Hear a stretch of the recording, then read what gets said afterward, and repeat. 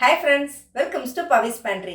இன்னைக்கு நம்ம பார்க்க போகிறது நம்ம சவுத் இந்தியன் அப்படின்னாவே அந்த சவுத் இந்தியன் ஸ்பெஷலுக்கான ஒரு மெயின் ரெசிபி அப்படின்னு தாங்க பார்க்க போகிறோம். அப்படின்னு யோசிக்கிறீங்களா? இப்போ தான் என்னோட சேனல் நீங்கள் ஃபஸ்ட் டைம் பார்க்கறதாங்க என்னோட சேனல் சப்ஸ்கிரைப் பண்ணிக்கோங்க, பக்கத்தில் இருக்க பெல் ஐக்கானும் கிளிக் பண்ணிக்கோங்க. அப்போ தான் இந்த மாதிரி குக்கிங் வீடியோஸை நீங்கள் மிஸ் பண்ணாமல் இருக்கிறதுக்கு. அப்படின்னு டிஷ்ஷுன்னு யோசிக்கிறீங்களா?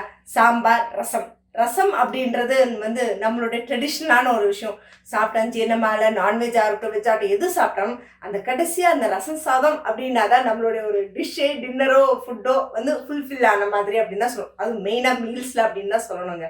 எந்த ஃபங்க்ஷனாக இருந்தாலும் இது இல்லாமல் இருக்கவே இருக்காது. அதில் நிறைய வெரைட்டிஸ் இருக்குது. நம்ம இன்னைக்கு பார்க்க போகிறது தக்காளி ரசம் தாங்க. வீட்டில் இருக்கிற இன்க்ரீடியன்ஸே வச்சு எப்படி சிம்பிளாக பேச்சுலர்ஸாக இருந்தாலுமே சமைக்க தெரியாதவங்களுக்குமான ஈஸியான மெத்தடில் இன்றைக்கி நம்ம செய்யப்போம். வாங்க வீடியோக்குள்ள எப்படி செய்யறதுன்னு பார்ப்போம். தக்காளி ரசம் வைக்கிறதுக்கு ஒரு 6லேருந்து 7 தக்காளி பழம் எடுத்திருக்கேன். அரைக்க பூண்டு, மிளகு, சீரகம், கருவேப்பிலை, பச்சை மிளகா, வரமிளகா ரெண்டுமே போடும். ஏன்னா பச்சை மிளகா ஃப்ளேவர் நல்லா கொடுக்கும். அதுக்காக காரத்துக்கு நீங்கள் வரமிளகா நான் 1 யூஸ் பண்ணியிருக்கேன். நீங்கள் வேணால் இன்னும் கூட ஆட் பண்ணிக்கலாம். புளி கொஞ்சமாக, ஏன்னா அந்த தக்காளி ரசம் என்ன தான் வச்சாலுமே அந்த புளி ஊற்றும் போது அந்த தக்காளியோட அந்த புளிப்பு தன்மை கொஞ்சம் பேலன்ஸ் ஆகும். அதுக்காக இன்றைக்கி வித்தியாசமாக இருக்கிறதுக்காக நான் அரிசி களைஞ்சி தண்ணி இருக்குன்னு சொல்லுவாங்க பார்த்தீங்களா, அரிசியை கழுவிட்டு அந்த தண்ணியில் தான் இன்றைக்கி வைக்க போகிறேன். வாங்க வீடியோக்குள்ள போல எப்படி பண்ணுறதுன்னு பார்ப்போம். இப்போ அரைக்கிறதுக்கு எடுத்து வச்சுருந்த பூண்டு, மிளகா இது எல்லாத்தையும் போட்டு மிக்சியில் நல்லா அரைச்சிக்கலாம். ரொம்ப நைஸாக அரைக்கக்கூடாது, கொஞ்சம் குறப்பாக அரைச்சிக்கலாம். அது கூடவே தக்காளி அரைச்சிடுவோம். ரசம் தாளிக்கிறதுக்கு அடுப்பத்தை வச்சு ஒரு 2லேருந்து 3 ஸ்பூன் எண்ணெய் ஊற்றிக்கோங்க. ஏன்னா ரசத்துக்கு நிறைய எண்ணெய் தேவைப்படாது, இல்லைனா ரசம் அப்படி மேலே ஃபுல்லாக அப்படி எண்ணெயாக இருக்கிற மாதிரி இருக்கும். இப்போது எண்ணெய் காஞ்சிருச்சு, கடுகு போட்டுடலாம். கடுகு பொரியட்டும். கொஞ்சம் வெந்தயம். ரசத்துக்கு எப்பவுமே அந்த ஃப்ளேவரே மெயினாக வெந்தயம் தாங்க. அதனால் நிறையவும் போட்டுடாதீங்க, கசப்படிக்க ஆரம்பிச்சோம். அதனால தான் ரசத்தை கொதிக்கக்கூடாது அப்படின்னு சொல்கிறது.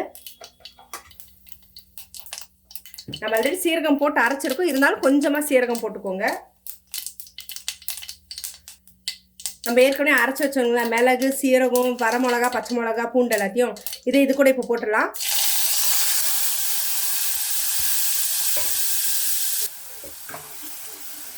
நல்லா லேசாக கொஞ்சம் இது ஆகட்டும். ரொம்ப நைஸாக அரைக்கூடாது, கொஞ்சம் குறப்பாக அரைக்கணும். அப்போ தான் அந்த ரசத்தோட அந்த காரம் எல்லாமே இறங்கும். மிளகு சீரகத்தோட காரம் எல்லாமே இறங்கும். இப்போது தக்காளியை நம்ம அரைச்சி வச்சுருக்கோம். தக்காளியை ரொம்ப நைஸாக அரைக்காதீங்க, இந்த மாதிரி கொஞ்சம் குறப்பாக அரைங்க. அப்போ தான் உங்களுக்கு தக்காளி ரசத்துக்கான அந்த டேஸ்ட் இருக்கும். ரொம்ப நைஸாக அரைச்சிங்க அது சூப் குடித்த மாதிரி ஆகிடும். ஸோ தக்காளி கொஞ்சம் ஒன்றும் பாதியமாக அரைச்சிக்கோங்க. இப்போ இதில் ஆட் பண்ணிடலாம். இது கொஞ்சம் கொதிக்கணும். தக்காளி ரசம் 2 விதமாக செய்வாங்க. ஒரு சிலருக்கு அந்த தக்காளியோட அந்த பச்சை வாசனை பிடிக்கும், அதனால் என்ன பண்ணுவாங்க, நுர கட்டி வந்ததும் ஆஃப் பண்ணுவாங்க. ஒரு சிலருக்கு அந்த பச்சை வாசனை பிடிக்காதுன்னுவாங்க. அதனால் கொஞ்சம் கொதிக்கணும், ரொம்பலாம் கொதிக்கக்கூடாது. கொஞ்சம் லேசாக அந்த வாசனை போகிற அளவு கொதிச்சதுனாவே போதும். இந்த ஸ்டேஜில் உப்பு காரம் எதாவது பார்க்கறதுனால நீங்கள் பார்த்துக்கோங்க. தக்காளி நல்லா அப்படியே கொதிச்சு நுர கட்டி வருது. ஆக்சுவலாக மோஸ்ட்லி சொல்லுவாங்க ரசம் கொதிக்கக்கூடாது, கொதிச்சா கசர் அடிக்கும் அப்படின்ட்டு. ஆனால் எதுக்கு சொல்லணும், நீங்கள் புளி ரசம் வைக்கிறீங்க அப்படின்னா அது கண்டிப்பாக, ஏன்னா அந்த வெந்தயம் போடும்போது கொதிச்சுது அப்படின்னா புளிப்பும் ஒரு மாதிரி ரொம்ப கொதிச்சுன்னா கசப்படிக்கும். அதனால தான் ரசம் கொதிக்கக்கூடாதுன்னு. ஆனால் இந்த மாதிரி தக்காளி ரசம்லாம் வைக்கிறீங்கன்னா கொஞ்சம் கொதிச்சாதான் அந்த தக்காளியோட அந்த பச்சை ஃப்ளேவர் போகும். ஏன்னா இதில் நம்ம கொஞ்சமாக தான் புளி ஆட் பண்ணுவோம். அப்போ தான் அந்த தக்காளியோட புளிப்பை புளி பேலன்ஸ் பண்ணி கொடுக்கறதுக்கு. ஆனால் சின்னதாக ஒரு கோலி குண்டு சைஸ் அளவுக்கு தாங்க நான் புளி ஊற வச்சுருக்கேன்.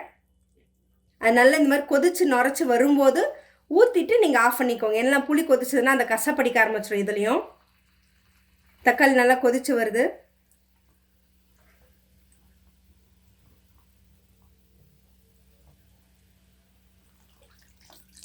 இந்த ஸ்டேஜில் நம்ம அந்த புளி ஊற்றிடலாம்.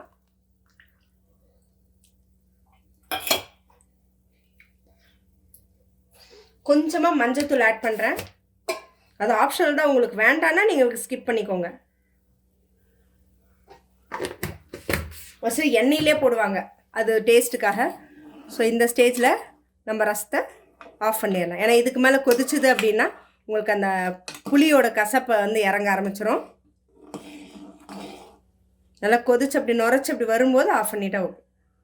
அவ்வளோதான், ஆஃப் பண்ணிடலாம் இந்த ஸ்டேஜில். நம்மளோட சுவையான தக்காளி ரசம் ரெடி ஆயிடுச்சுங்க.